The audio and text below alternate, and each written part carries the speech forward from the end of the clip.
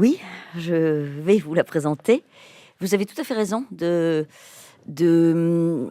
placer ce livre dans le sillage des précédents et du précédent, puisque la question de la filiation est centrale dans absolument tous mes livres depuis le début.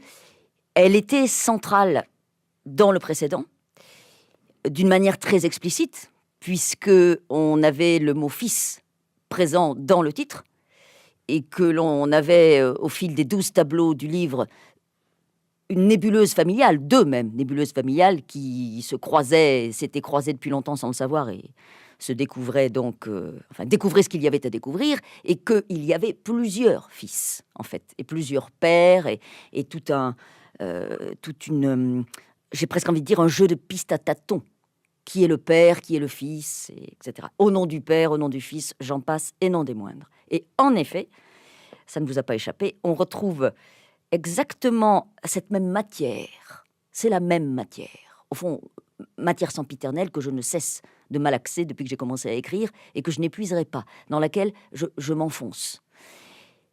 Simplement, cette fois, on n'a plus une nébuleuse, on a une famille au sens nucléaire du terme, et j'emploie le terme nucléaire à dessein, parce que d'emblée, on sent que c'est une famille menacée, toujours à l'intérieur de laquelle une menace brûle, c'est nucléaire. On a donc un père, une mère et 3 enfants. On a souvent 3 enfants dans mes livres.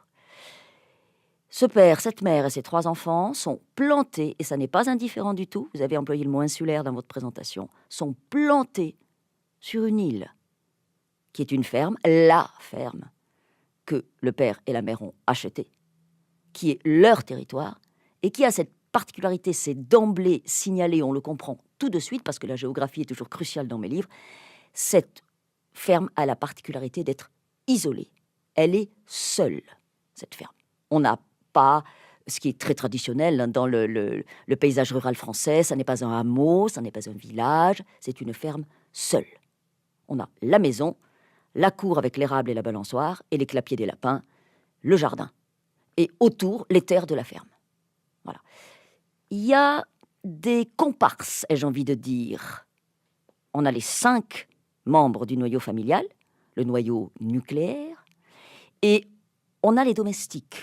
On est en 1967, et dans ce type d'agriculture de moyenne montagne, on a des domestiques, on a des employés.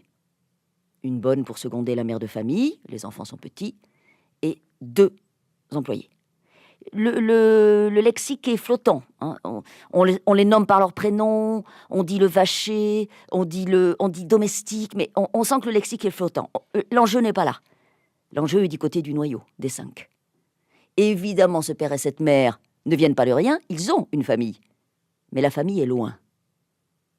La famille de l'un et la famille de l'autre, qui se connaissent de toute éternité, sont loin, à l'autre bout du département. Et l'autre bout du département, avec cette géographie et ce métier, le métier de paysan qui vous tient, on traite les vaches le matin et le soir, on transforme le lait en Saint-Nectaire.